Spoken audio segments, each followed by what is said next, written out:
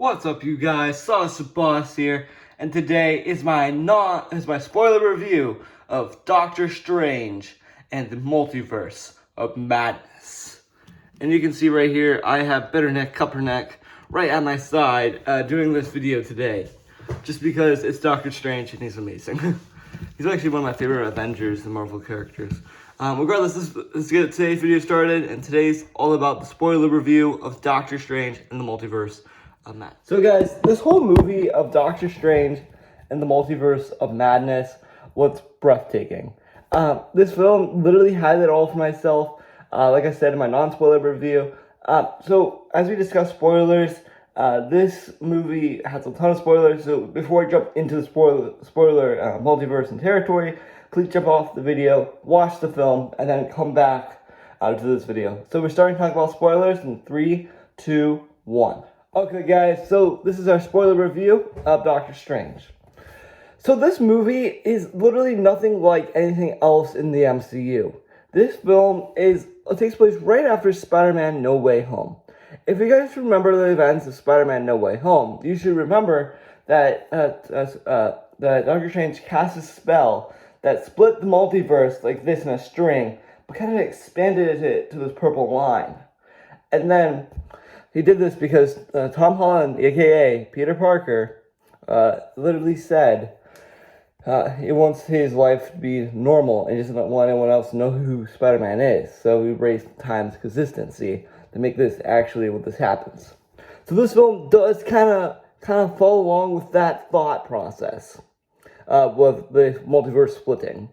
And another big aspect in this movie is the Dark Force, or the book, The Darkhold. The book's called The Darkhold. That plays a major theme in this movie. The Darkhold is this book that's given by Agatha from WandaVision, which is kind of interesting. I wish she was actually in the movie, but she was not, which is kind of weird. But Agatha was in it. So the biggest plot of this movie is Doctor Strange taking on Wanda Maximoff. This is a fight that we have not been seeing in a long time. This is our House of M. Like, Wanda created our House of M with WandaVision, and she has a really bad, broken heart, missing her family that she created. And she uses this new format in the film, guys, which I'm going to plot. She's a marionette herself, called dreamwalking. Dreamwalking is where you marionette yourself into an alternate ego, or alternate version of yourself, and you move forward in time branching, which is one of the bigger aspects of the plot, and it was awesome. Honestly, guys, I loved it. The opening scenes of this film literally felt like you're watching Doctor Strange 1, but even better. It's so immersive, guys, so immersive. So with that being said about Wanda, Doctor Strange himself is not like himself, like I said in this new video. He's almost uncomfortable and kind of a little irritated, but not irritated at some points in the movie. But he's working alongside with his friend Wong, which is the Master Sorcerer Supreme. If you've not seen Spider-Man No Way Home, check that one out. Wong's in it. He has a really good story arc. I like everything they did with the Wong character. There's so much I like about this Wong character. Like, Wong did amazing. It was epic. Another character in this movie, guys, that they're doing characters right now. Let's talk about America Java. America Java was this. It's almost kind of hard to explain if you haven't really explored the character, but this movie kind of did its justice. She splits through different universes when she gets angry because she's scared of a bee that aggravated her superpowers. It came almost like this big star, almost like Stargirl, portal that dragged Doctor Strange like this, which is really interesting. I really like that to that as well. This movie also has some really good Marvel surprises, things that I was not expecting to actually happen in this movie, but it actually happened. Some of those big surprises that a lot of people are talking about, and we can't really discuss about it too much if you did not do a spoiler review. So this is my favorite moments in the film. My favorite line in the film, honestly, this really, literally, gave me goosebumps, gave me chills. And it's when they explored the multiverse of Earth 8812, something like that, where Doctor Strange sees his former love interest, and she told him that they're from Earth 616. which, if you guys did not know, Earth 616 is our standard universe where the Marvel branches is.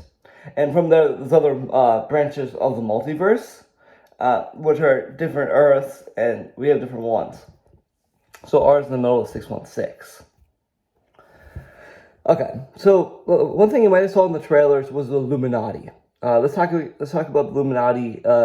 Really, yes, the Illuminati in this film were amazing. This was the best moment in my opinion, because this is the lineup. We got Peggy Carter, we got Agent Carter from What If. We got Black Bolt.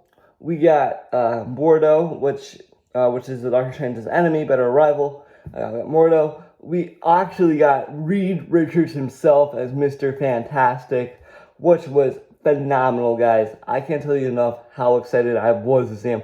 I was literally freaking out. I almost cried tears of joy seeing that guy. You didn't know this already. I'm a massive Fantastic Four fan, and I can't believe they're getting their own movie soon. I just want to know what's next for them.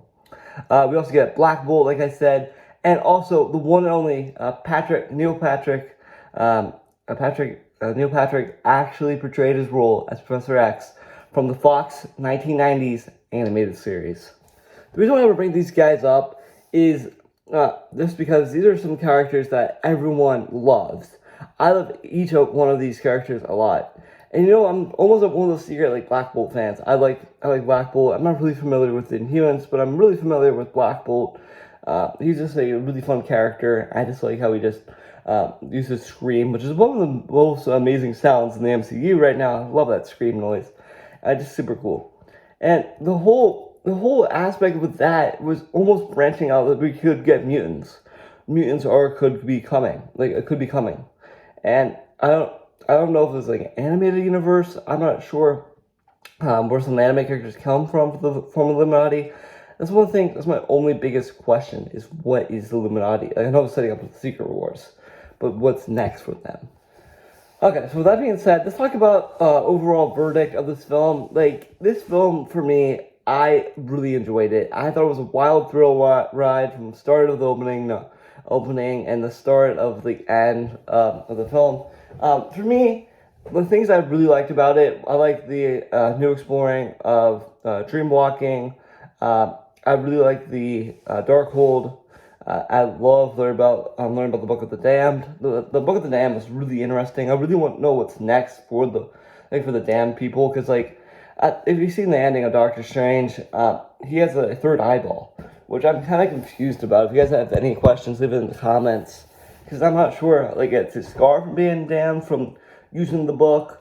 I just have no idea.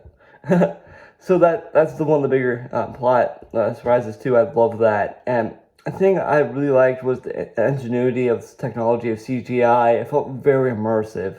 The film was very immersive. This is one of my favorite enjoyments. It's so immersive. Something else I really enjoyed about the movie was the metaphorical apple seeds that was put through the movie, just because it focuses on Wanda's family. She created the seeds of WandaVision, and she created the seeds of her children, and she uses dream walking to marionette herself to do this. And this is not a Scarlet Witch we all know and love. This is a different Scarlet Witch. Something we've been wanting to see for a while. This is our House of M version of Scarlet Witch. She is dark. She is scary. She literally makes your skin crawl at times. It was phenomenal. And seeing all of the Illuminati members use their powers was really cool. All of them got really gruesome deaths, which I can't really talk about on the channel, because I could if I was doing a horror review, because it's more geared to adults. But Marvel, yeah, they're pretty dark. I think this is the darkest kills compared to Moon Knight. Moon Knight has some gruesome deaths and gruesome things in general, but that was something else I got to mention now. So guys, I said some things I really liked about the film. I love the characters in the film. I love the journey. I love the multiverse in general. I just love the brand. I just love everything. I love everything about this film. It was awesome. So those are the things I liked about the movie. And I'll talk about some of the things I didn't like. Here's some callbacks really fast. I feel like I was watching Back to the Future Part 2, what is it, the future and different Earths, I feel like I'm watching Back to the Future. I don't know, do you guys get Back to the Future vibes? Leave it down in the comments down below.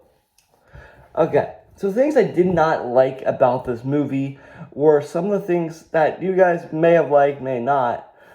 My biggest gripe about this film, I wish they extended the Illuminati scenes a little longer, but I wish the film was 2 hours and 50 minutes. Hear me why. So I just really want to know what's next for Doctor Strange, because I feel like if they made this movie longer, we have more time learning about the multiverse and how it works. We do have a general idea, like summoned down, but I wish we explored it even longer. And I want to know more about different like spells and things, and if they actually gave us this another duel with Wanda towards the end. Like the ending literally it felt like, whoa, what happened? It's over.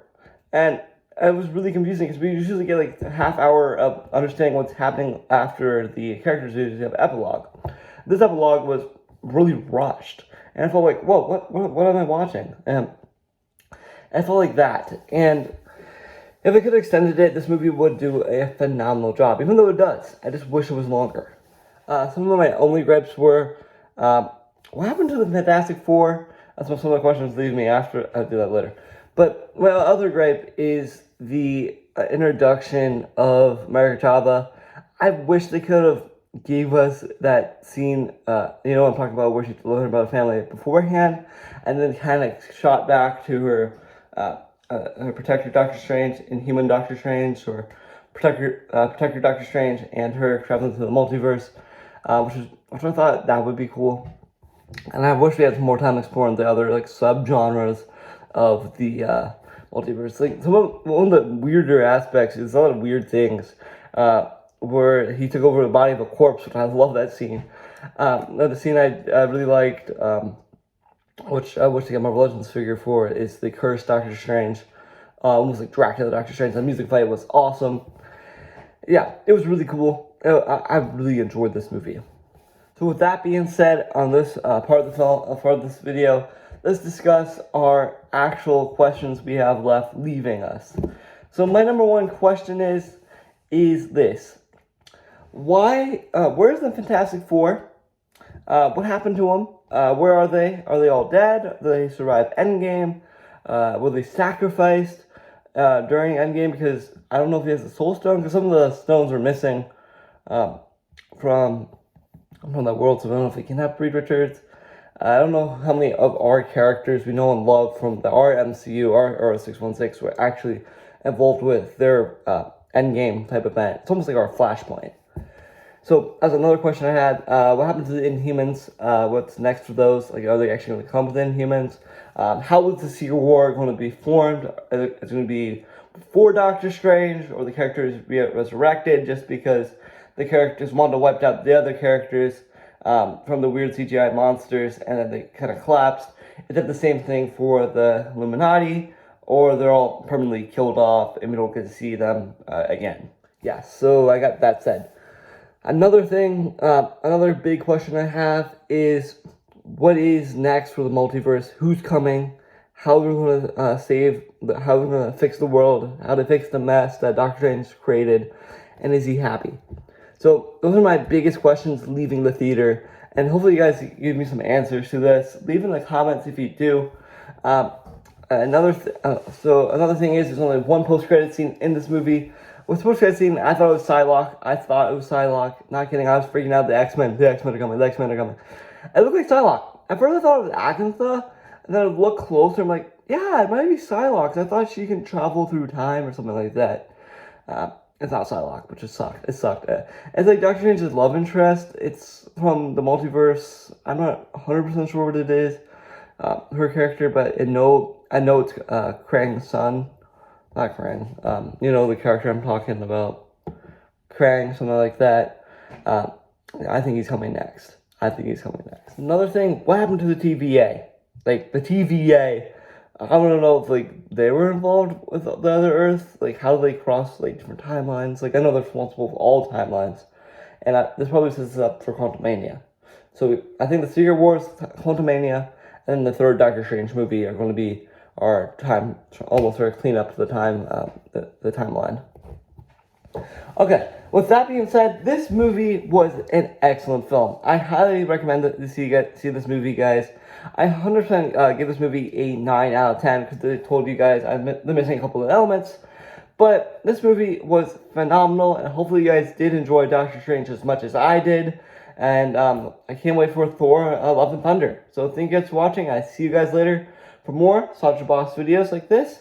And I see you guys later. Thank you. Bye.